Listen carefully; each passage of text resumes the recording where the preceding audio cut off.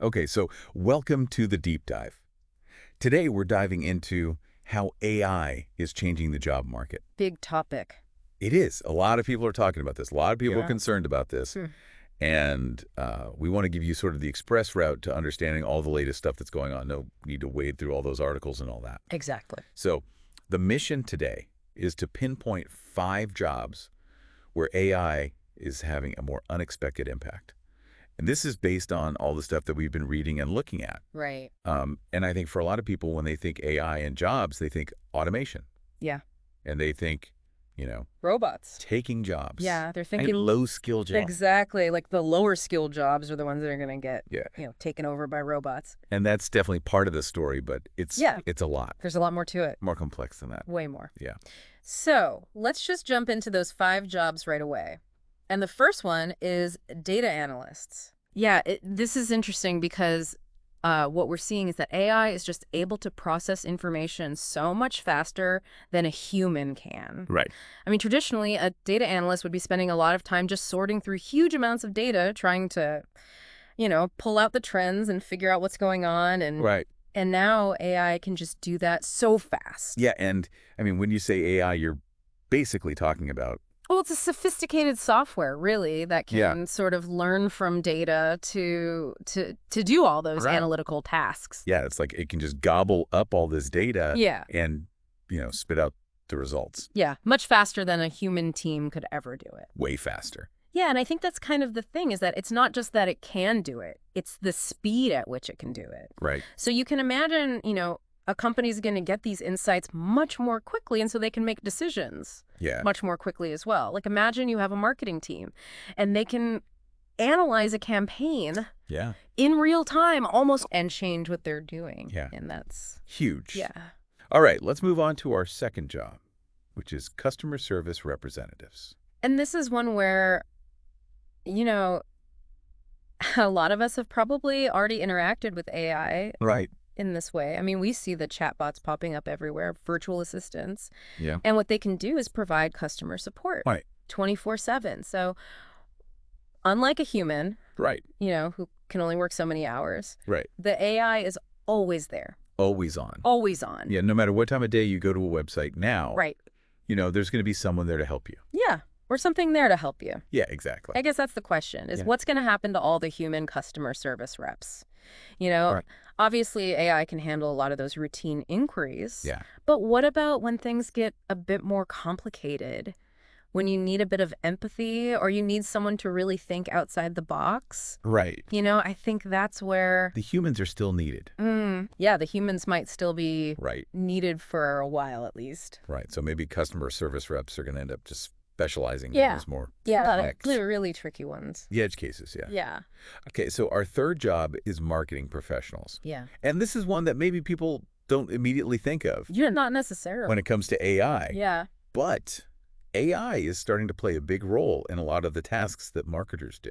Well, it can do things like generate content ideas. Right. And it can even help you with writing, the first draft of something. Oh, wow. Like, you can imagine software that analyzes trending topics and then suggests blog post outlines. Interesting. Or social media posts. Yeah, and I mean, it's not just about creating the content, Right? right? Like, AI can actually manage social media as well. Right? Yeah, it can schedule posts. Yeah. It can analyze engagement, like Yeah. how people are interacting with things. Yeah. And it can even reply to people. Right. Like, do basic interactions. Yeah, so I think, what this might mean is that marketers will have to focus more on, The strategic stuff. like the high-level strategy and Right. the creative stuff. Right. The things that AI can't do.